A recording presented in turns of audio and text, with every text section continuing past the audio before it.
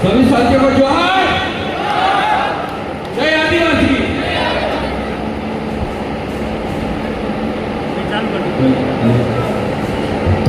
Hello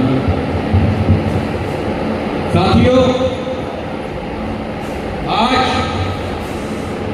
Satna में इस सतना की पावन धरती को नमन अमर पाटन की धरती को भी, क्योंकि वहां पर भी एक शेर जन्मा है। उस शेर का नाम भाई रवि रावत कोल है। सर्वप्रथम अपने भूखे महापुरुषों को नमन टंट्यागिरी, बिरसा मुंडा, ख्वाजा नायक, भीमा नायक, राघोजी बांगड़े, सावित्रीबाई फुले, ज्योतिबा फुले, तमाम हमारे क्रांतिकारियों को। आज 9 जून है और इसी 9 जून के दिन एक 25 साल के क्रांतिकारी, क्रांतिसूर्य, महामानव, धरती को भगवान बिरसा मुंडा की शहादत हो गई थी। उनको जेल में चमड़ी खींचकर मार दिया गया था। आज उनका शहादत दिवस मनाने के लिए हम लोग 126 साल बाद इकट्ठे हुए। ये क्यों? जब बिरसा मुंडा जी 1900 में शहीद हो गए थे तो उनको सरकारें याद नहीं कर रही थी, लेकिन ये जय सिंह पीली क्रांति ने और आप सबने मिलकर उस केंद्र की सरकार को एहसास दिला दिया कि हमारे बिरसा मुंडा टंट्यागिरी को पूजो और तुमको भी तुम यहाँ से खदेड़ना शुरू कर दिया। मैं सर्वप्रथम हमारे मंचासीन साथी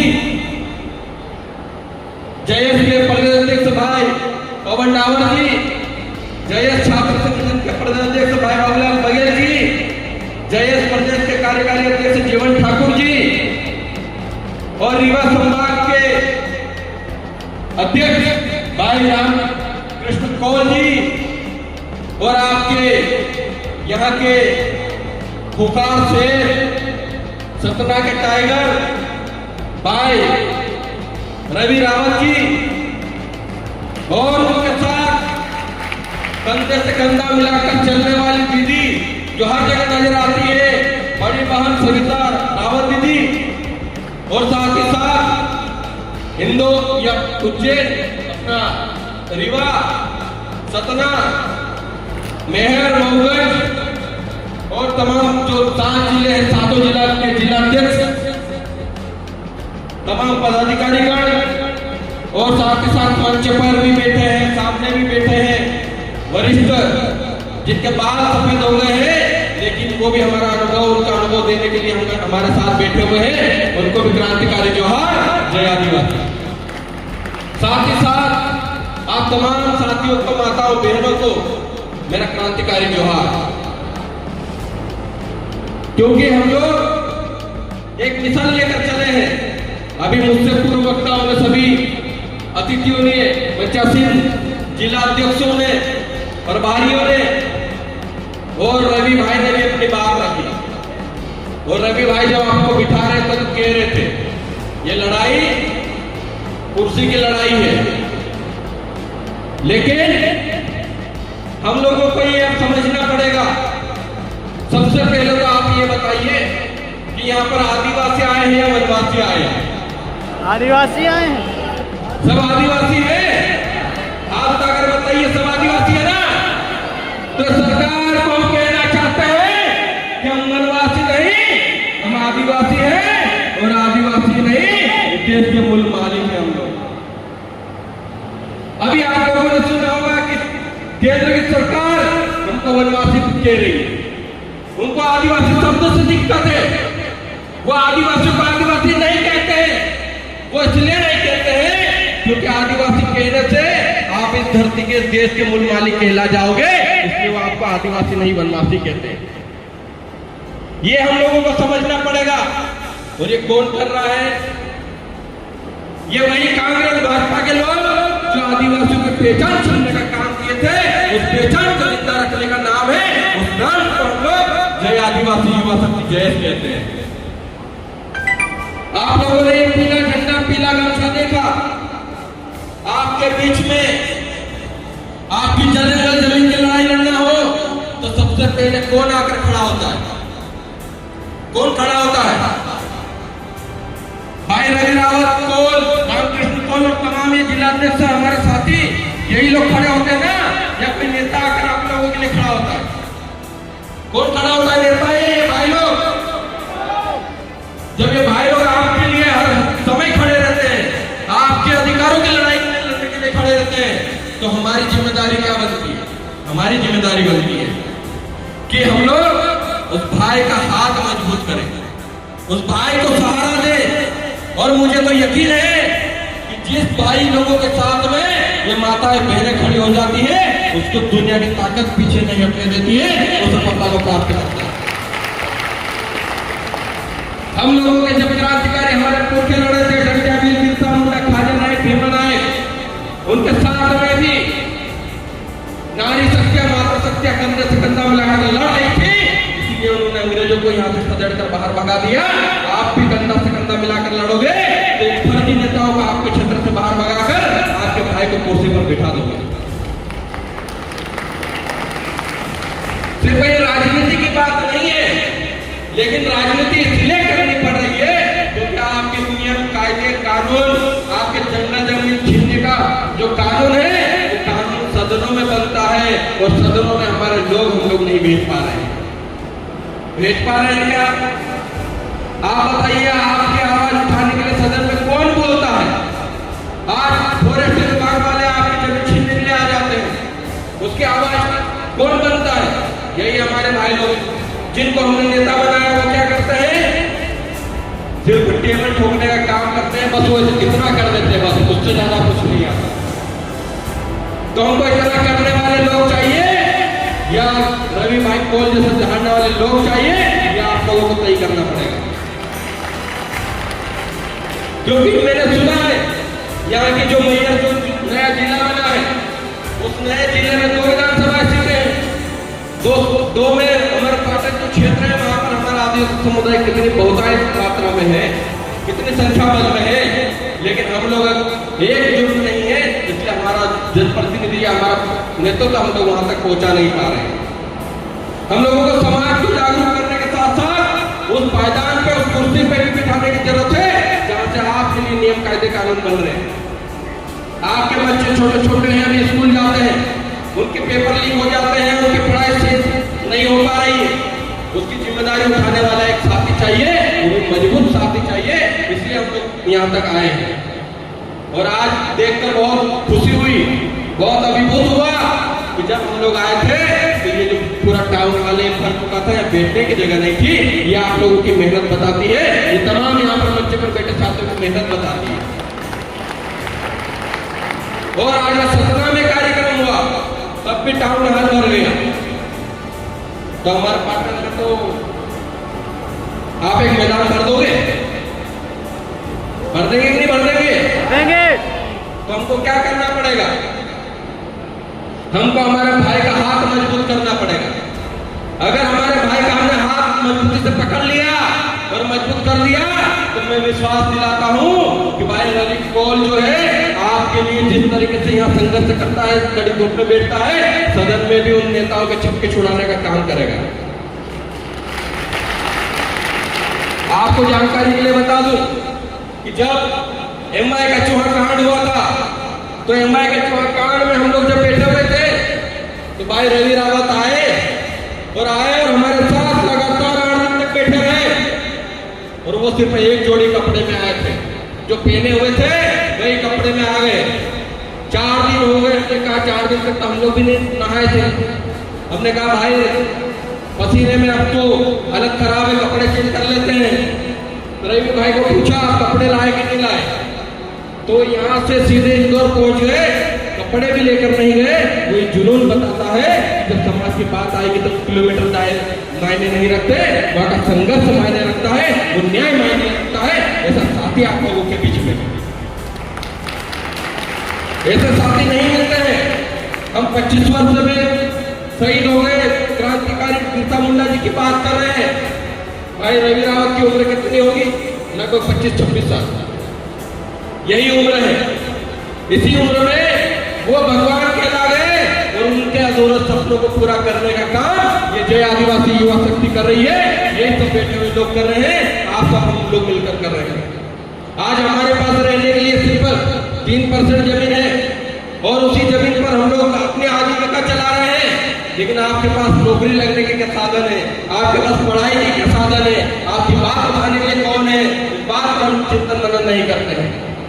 मैं मंच पर बैठे तमाम जिलाध्यक्षों से और तमाम प्रभारियों से एक उम्मीद करता हूं कि जब आने वाला भी त्रिस्तरीय पंचायत चुनाव है, उस चुनाव में पढ़े लिखे युवा साथियों को आप सरपंच बनाएंगे, जनपद सदस्य बनाएंगे, जिला परिषद सदस्य बनाए और उसी के बाद जब सदन की बारी आएगी तो रवि रावत कोल जैसे साथी और भी साथी जो आपके हक की लड़ाई लड़ते हैं उनको सदन में पहुंचाने का काम हम लोग करेंगे या नहीं करेंगे?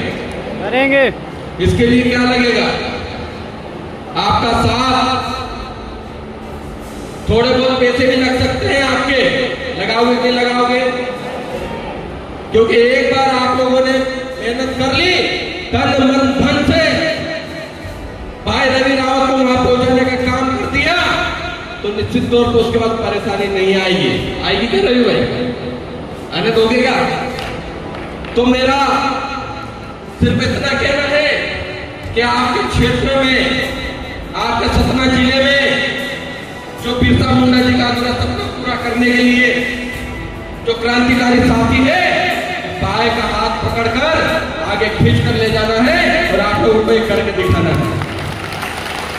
और अभी मैं भाई से वादा कर रहा था, भाई ने बहुत अच्छा लगा मुझे, और अगर विधानसभा चुनाव में आप लोग सब साथ लेकर कहेंगे कि आपको हेलीकॉप्टर से यहाँ आना, तो हम रवि भाई के लिए हेलीकॉप्टर से आएंगे और आपके क्षेत्र में आकर पहुंचाने का काम करेंगे। लोग कहते हैं हेलीकॉप्टर में सिर्फ नेता बैठते हैं, क्या आदिवासी नहीं बैठ सकते क्या? एरोप्लेन में क्या बड़े बड़े लोग ही बैठेंगे, हम लोग नहीं बैठ सकते क्या?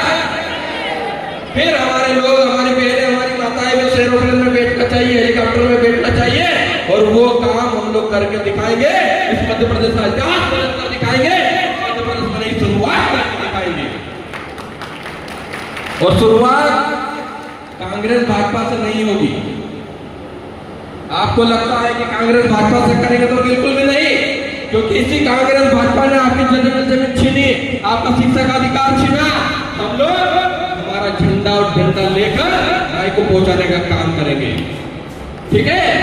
तो झंडा और डंडा किसका करेंगे? मजबूत होना चाहिए हमारा खुद का, क्योंकि कांग्रेस भाजपा को चलाने वाले वही लोग हैं जो विदेशों से यहाँ पर आकर हमारे जमीन पर कब्जा कर लिया, हमारे अधिकारों पर कब्जा कर लिया, और आज स्थिति ये बन गई है कि हमको आंदोलन करना पड़ता है।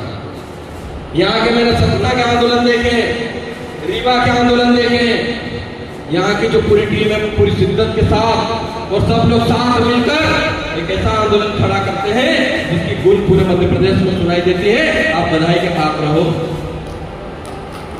आप लोग संघर्षशील लोग हो, और ये संघर्ष आदिवासियों के हिस्से में आया है। संघर्ष को जीत कर हम लोगों को आगे जाना है, और ये आखिरी पीढ़ी है।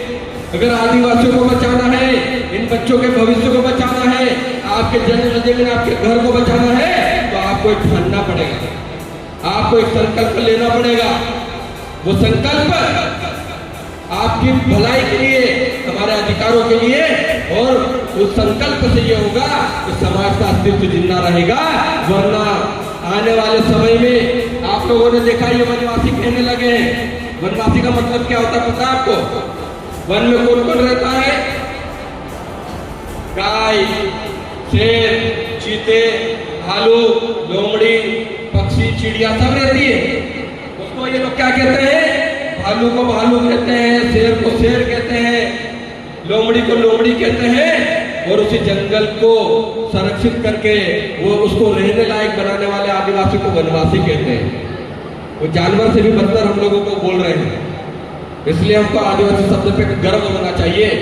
आपको पता भी है कि आदिवासी शब्द का मतलब भी क्या होता है, कि आदि अनादि काल से इस धरती पर रहने वाला, इस धरती का प्रथम मानव वंशज जो है वो आदिवासी लोग हैं। इसलिए वो हम लोगों का आदिवासी कहने से डरते हैं। हमारे साथियों ने बहुत सारी बातें कही, इसलिए मैं यही बात कहना चाहूंगा कि अब नेतृत्व की बारी है, अब संकल्प की बारी है, अब हमारे साथियों को हाथ बढ़ाने की बारी है और उस बारी को आप लोग सब मिलकर करेंगे, मुझे ऐसी पूरी उम्मीद है।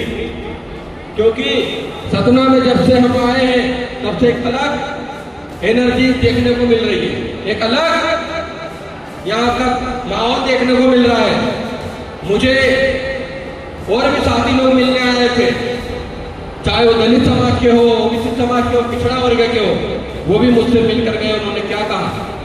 उन्होंने कहा कि भाई रवि रावत जी की पूरी टीम कितनी मेहनती है, उनके साथी के सामने बैठे कितने मेहनती है, अगर थोड़ा सा जोर लगा देंगे, थोड़ा सा हाथ बढ़ा लेंगे तो सदन में बैठने से कोई नहीं रोक पाएगा। ये उनका कहना है। तो ये जय सिर्फ आदिवासियों की ही बात नहीं करता है, जैसे आदिवासी हो, दलित हो, पिछड़ा वर्ग हो, अल्पसंख्यक वर्ग हो, सभी वर्गों की बात करता है और उन्हीं वर्गों के साथ में अधिकारों की भी बात करता है। हम लोग सब मिलकर इस कार्य को आगे बढ़ाएंगे, इस कार्य को आप लोगों को आगे बढ़ाना है। जयस के जितने जिला अध्यक्ष साथी हैं, अपने अपने गाँव में आज से आप संकल्प ले लीजिए। आप तहसील के साथी हैं, ब्लॉक के साथी हैं, ग्राम के जो कार्यकारिणी सदस्य हैं, तो अपनी कमर बांध लीजिए, अब तैयारी शुरू कर दीजिए। और ये दिखाना है कि रीवा संभाग में लगभग 1000 पंचायतें होगी, ग्राम पंचायत। रीवा संभाग में लगभग 500 से ज्यादा ग्राम पंचायत होगी और उसमें 300 से ज्यादा आदिवासियों के लिए रिजर्व होगी। तो 300 के 300 ग्राम पंचायतों में अपना नेतृत्व आप लोगों को खड़ा करना है। ये संकल्प आज लेकर जाना है आप लोगों को। जिस दिन आपने गांव में नेतृत्व तैयार कर दिया, आपने जनपद का नेतृत्व तैयार कर दिया, आपने जिला पंचायत का नेतृत्व तैयार कर दिया, तो विधायक बनने से कौन रोकेगा? और जब विधायक बनाओगे तो आप सांसद भी बना दोगे। जब सांसद और विधायक दोनों बना दोगे तो प्रदेश का आदिवासी मुख्यमंत्री बनने से भी कोई नहीं रोक सकता। ये बात को हम लोग इस प्रदेश में 47 आदिवासी सीटें रिजर्व है, 120 सीटों पर आदिवासियों का प्रभाव है। वो 120 सीटों में से अगर 100 सीट भी जीत गए ना तो इस प्रदेश का मुख्यमंत्री कौन होगा? जोर से बोलो, कौन होगा? आदिवासी। और जब आदिवासी मुख्यमंत्री होगा तो आदिवासियों को परेशानी होगी क्या? नहीं। आदिवासियों को परेशानी होगी क्या? नहीं। क्योंकि आप लोगों को तय करना पड़ेगा, ये हम लोगों को सबको तय करना पड़ेगा। इस बार जब हम लोग बात करेंगे तो बात समाज के अधिकारों की भी करेंगे, बात उस कुर्सी की भी करेंगे, और बात भोपाल वाली कुर्सी की भी करेंगे जहाँ से निर्माण होता है। जब वहाँ हमारा साथी बैठेगा, जब आदिवासी मुख्यमंत्री बनेगा, और ये हम लोग मजबूर कर देंगे। आप लोग सब साथ रहोगे, आज ये घोषणा हो गई कि आदिवासी मुख्यमंत्री बनाएंगे, तो देखिएगा कांग्रेस भाजपा के लोग किसी आदिवासी को मुख्यमंत्री का चेहरा बना देंगे, ये ताकत यहाँ से खड़ी हो जाएगी। लेकिन उनके मुख्यमंत्री कोई काम के नहीं, उनके मुख्यमंत्री रमन स्टाम है। आज हमारे देश में राष्ट्रपति है आदिवासी, लेकिन वो आदिवासियों की बात नहीं करती, वो वनवासी बोले जाने पर कोई शब्द नहीं बोलती है। तो आप लोगों को समझना पड़ेगा कि हमारा डंडा क्यों मजबूत करना है। और साथ ही साथ अभी मैंने सुना था कि यहाँ पे कुछ लोग आदिवासी बनना चाहते हैं। क्या सत्य है क्या? कुछ लोग चाहते हैं आदिवासी बनना, लेकिन आदिवासी बनाए नहीं जाते। आदिवासी होने के लिए आदिवासी माँ की कोख से जन्म लेना पड़ता है, तब आदिवासी बनते हैं। ये बात उनसे कहना चाहते हैं।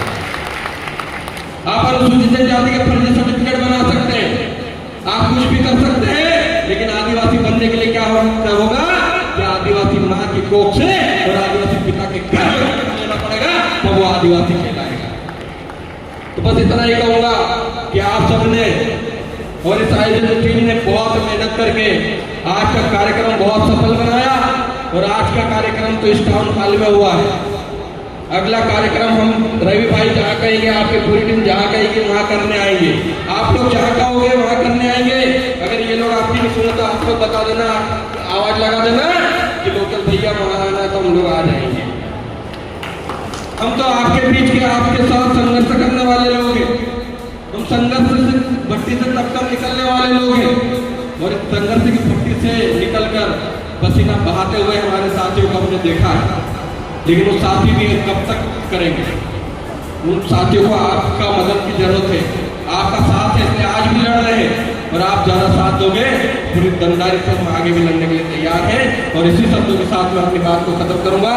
और ये जल जंगल जमीन की जो बात है, जो फॉरेस्ट विभाग सतना में भी यहाँ पर जो फॉरेस्ट रिजर्व एरिया वहाँ से आदिवासियों को खदेड़ने का काम कर रहा है, वहाँ पे जेसीबी लेकर पहुंच जाता है। उनसे कहना चाहता हूँ कि तुम्हारा फॉरेस्ट रिजर्व एक्ट तो 2006 में आया था, इस धरती पर जो 3500 साल पहले आए थे वो भी नहीं आए हुए थे, तब से आदिवासी धरती पर रह रहा है। तो जंगल को बचा रहा, उसको खदेड़ने की कोशिश मत करो। हम लोग बाबा साहब के दिए हुए कलम और कागज की लड़ाई लड़ रहे हैं। हम लोग चाहते हैं कि संवैधानिक हम लोग लड़ाई लड़े, लेकिन आपने अगर मजबूर किया तो बिरसा मुंडा जी के हाथ में भी 12 सिंगा का सिंह है, टंटा भील के हाथ में भी तीर कमान है, वो निकालने से भी हम लोग पीछे नहीं हटेंगे। इस बात को सरकार को समझ लेना चाहिए। जब 25 साल की उम्र में बिरसा मुंडा जी अपने जंगल जमीन के लिए शहीद हो सकते हैं, तो हम में से कुछ और शहीद हो जाएंगे, फर्क नहीं पड़ेगा, लेकिन आदिवासी समाज का अस्तित्व बचा रहना चाहिए, आदिवासी समाज की पहचान बची हुई रहना चाहिए, आदिवासी समाज का जंगल जमीन बचा हुआ रहना चाहिए। इस बात का संकल्प हम लोग लेकर निकले हैं। हम लोग सर पे कफन बांध के जिस दिन से समाज का काम करने लगे, हमने सर पे कफन बांध लिया। अभी रवि रावत जी कह रहे थे आपको कि आपके लिए अगर जान की कुर्बानी देनी पड़े तो उससे भी पीछे नहीं हटूंगा, ये कहा ना उन्होंने। तो आप सोचिए कि जो व्यक्ति आपके लिए जान देने को तैयार है, वो आपके हक अधिकार के लिए वो क्या क्या करवा सकता है, इस बात को आपको समझने की जरूरत है। आज बहुत अच्छा मौका है, साथ ही साथ क्रांतिकारी का शहादत दिवस भी है। तो मैं चाहूंगा कि आप अपने अपने स्थान पर खड़े हो जाइए। 2 मिनट के हम लोग शपथ लेंगे। वो शपथ हम लोग इसलिए लेंगे